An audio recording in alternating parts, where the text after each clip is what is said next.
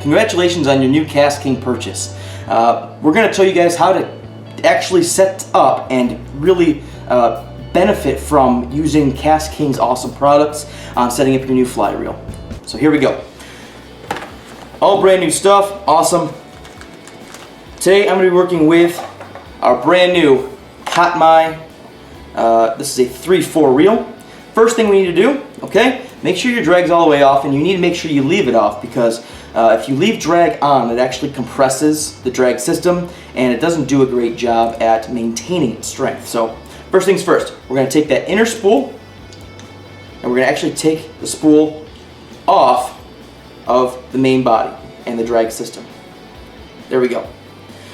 Then we're going to start by adding our baitcast fly line backing. So we're going to open it up. We're going to find backing here. This is quality stuff. This happens to be the 20-pound in white.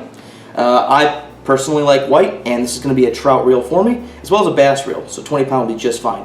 Now, the best knot, in my opinion, when tying a set of backing to a reel is called the Arbor Knot. In order to tie the Arbor Knot, we're going to tie a little knot here towards the end.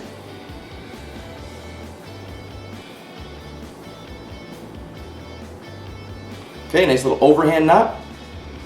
Then we're going to take our backing and we're going to make a loop around, and then we're going to tie another overhand knot around the main running line here. So we're going to fold it over and we're going to tie another overhand knot like this. And now once we pull this down, it's going to cinch against itself, okay? And you're going to notice there's going to be one way that moves a little easier. You want to go and find that other way, and depending on how you're going to set your reel up. For example, if I'm setting up my reel to be left-hand retrieve, like this, whatever the side is going to be that pulls against the reel, you want that tougher side there. You want there to be more resistance. For example, if you run out of backing, which typically on trout you shouldn't, or on bass you shouldn't, but you want there to be you want there to be more resistance that way. So get this reel together like this, like it's a real fishing situation. You're gonna pull it like this, you're gonna reel it up, and then once you get to the point where we have to go the opposite way. So what I'm gonna do is, if you notice that it slips too easily or easier than the other way, you just take your arbor reel or your arbor knot off and flip it around. And now I'm going to put my reel back together like so. Now, if I were to ever run out of backing, there's more resistance and we're golden. It's going to slip less. So once we have that arbor knot figured out, we're going to cut off our excess.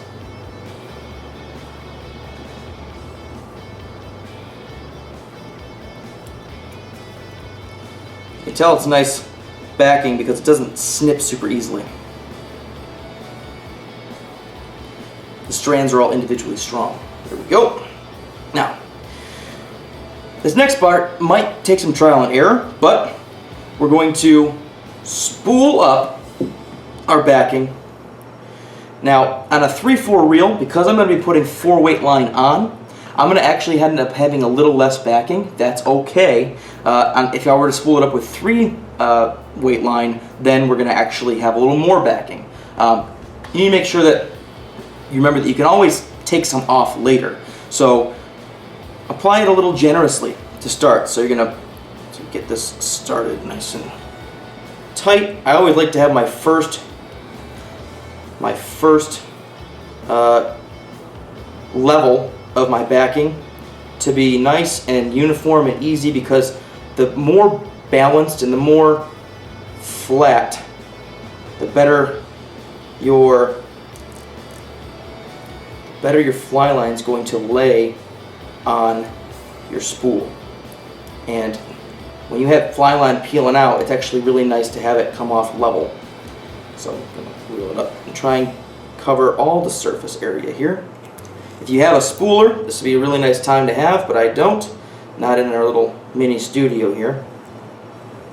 Temporary studio. Let's see, we're going to keep going.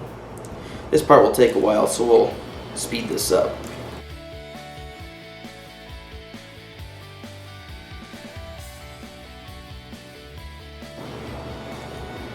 Now, once I think I have substantial backing on the reel, what I'm going to do is I'm going to carefully take out my fly line.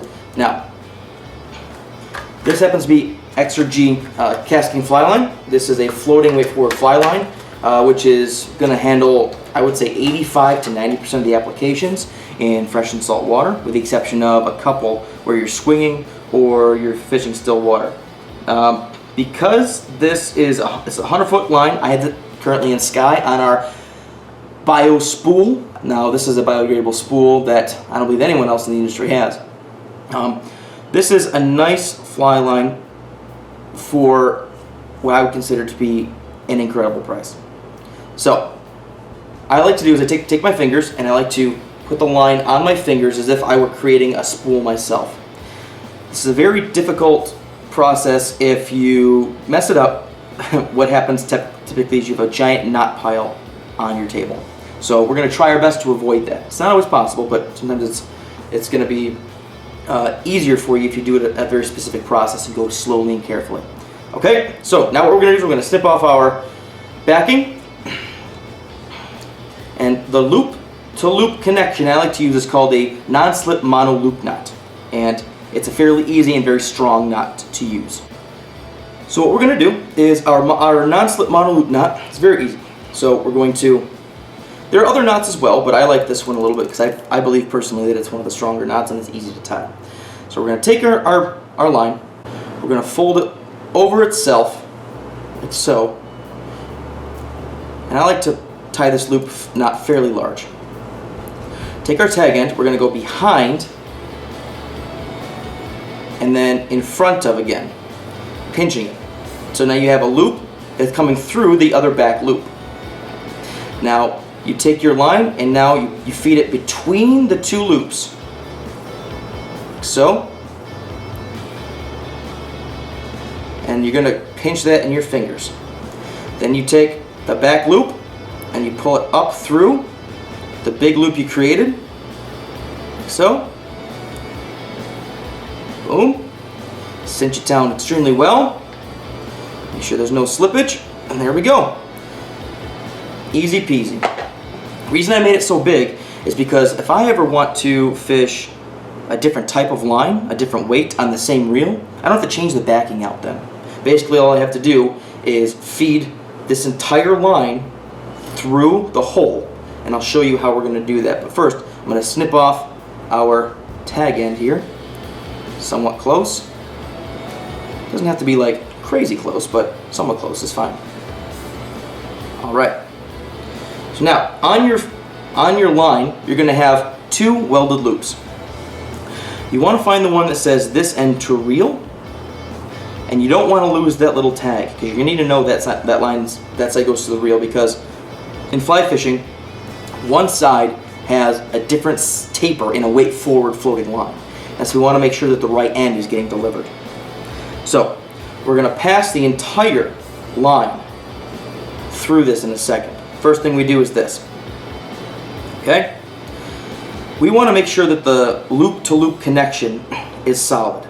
So in order to do that, you take your running line from your backing and you pass it through the welded loop of your fly line. Then you take the loop that you passed through, and then you're gonna put it around, and you're gonna take the line and go through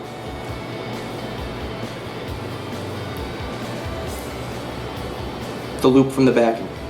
Then, this part's extremely important. There is a right way to do this. You notice how when you seat this, you want to make sure that the line, almost like it's shaking hands. You don't want the one folded on itself. That's a no-no. We want it to shake hands and seat nice and firmly. Okay? It'll look much better, and it will also prevent your welded loop from actually being torn. Now, this part's the tricky part. And I screw it up once in a while, so hopefully we can get this on the first try. We're going to take our little pipe cleaners here, and we're going to undo them very carefully, but make sure you have your makeshift finger spool in place.